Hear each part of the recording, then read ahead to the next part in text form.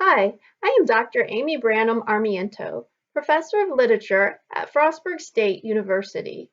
Welcome to this month's Slice of Literary Pie, presented by the Friends of the Washington Street Library. I have invited three students from my Introduction to Literature class to read the opening paragraphs of Shirley Jackson's deceptive short story, The Lottery. The narrator is one of the villagers, so we thought we'd portray the story as being told by multiple villagers who share the memory of this ritual. This story is available through the Allegheny County Library System.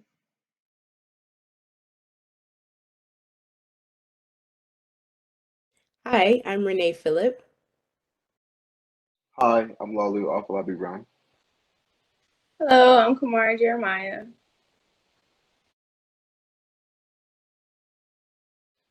The morning of June 27th was clear and sunny, with the fresh warmth of a full summer day. The flowers were blossoming profusely, and the grass was richly green. The people of the village began to gather in the square, between the post office and the bank, around 10 o'clock. In some towns, there were so many people that the lottery took 2 days and had to be started on June 26th. But in this village, there were only about 300 people. The whole lottery took only about 2 hours, so it could begin at 10 o'clock in the morning and still be through in time to allow the villagers to get home for noon dinner. The children assembled first, of course. School was recently over for the summer, and the feeling of liberty sat uneasily on most of them. They tended to gather together quietly for a while before they broke into boisterous play, and their talk was still of the classroom and the teacher, of the books and reprimands. Bobby Martin had already stuffed his pockets full of stones, and the other boys soon followed his example, selecting the smoothest and roundest stones. Bobby and Harry Jones and Dickie Delacroix, the villagers pronounced his name Delacroix, eventually made a great pile of stones in one corner of the square, and guarded it against the raids of the other boys. The girls stood aside, talking among themselves, looking over their shoulders at the boys and the very small children, rolled into the dust or clung to the hands of their older brothers and sisters. Soon the men began to gather, surveying their own children, speaking of planting and rain, tractors and taxes. They stood together, away from the pile of stones in the corner, and their jokes were quiet, and they smiled rather than laughed. The women, wearing faded house dresses and sweaters, came shortly after their menfolk. They greeted one another and exchanged bits of gossip as they went to join their husbands.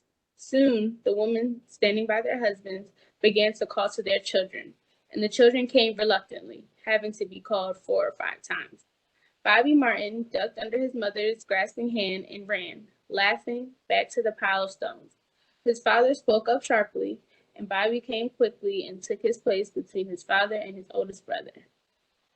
The lottery was conducted, as were the square dances, the teenage club, the Halloween program, by Mr. Summers, who had time and energy to devote to civic activities.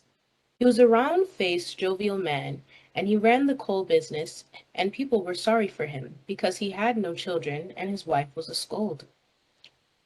When he arrived in the square, carrying the black wooden box, there was a murmur of conversation among the villagers, and he waved and called. Little late today, folks. The postmaster, Mr. Graves, followed him, carrying a three-legged stool, and the stool was put in the center of the square, and Mr. Summers set the black box down on it. The villagers kept their distance, leaving a space between themselves and the stool, and when Mr. Summers said, Some of you fellows want to give me a hand?